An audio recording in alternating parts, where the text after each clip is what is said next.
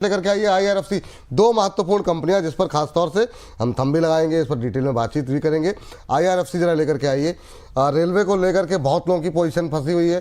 Profit में 11% के आसपास का, पौने 11% के आसपास का इजाफा देखने को मिला है। ये 1746 करोड़ रुपए आए। हालांकि यहाँ पर वो 2.25% के आसपास ही बढ़ती हुई दिखाई दी है, 6,915 करोड़ रुपए। ब्याज से इनको जो आय होती है वो काफ़ी जो है, उसमें जो है 17% का इजाफा यहाँ पर आईआरएफसी में देखने को मिला है।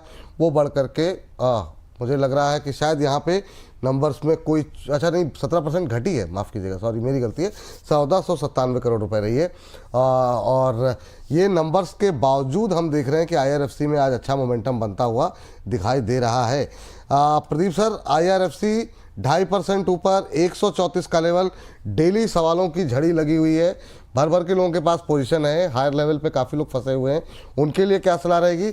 और इस रिजल्ट के बाद क्या यहाँ पर कोई बाइंग बनती है फ्रेश?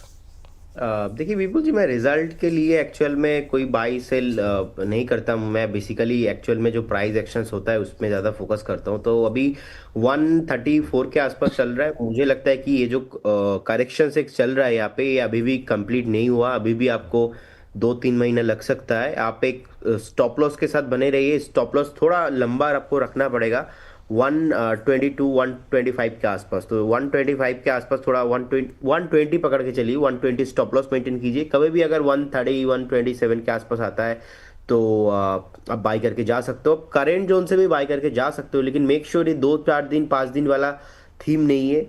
इंडियन रेलवे जो गवर्नमेंट ऑफ इंडिया का जो विकसित भारत का जो 2047 का एक थीम है, तो मुझे लगता है कि रेलवे मैं बुलिश ही हूँ, लेकिन इसके लिए आपको परफेक्ट टाइम के लिए वेट करना पड़ेगा। ऐसा नहीं कि ऑलवेज चलेगा। रेलवे बहुत चल चुका था, उसके बाद जो अभी एक करेक्शन मूड पे है, हो सकता है कि करेक्शन मूड 1 महीने में खत्म हो जाए, 2 महीने में खत्म हो जाए, 3 महीने में खत्म हो जाए। सो वी डोंट नो कि ये कब खत्म होगा। लेकिन जो प्राइस आईआरएफसी का है, मुझे लगता है कि अच्छा प्राइस है ये 134 130 का जोन।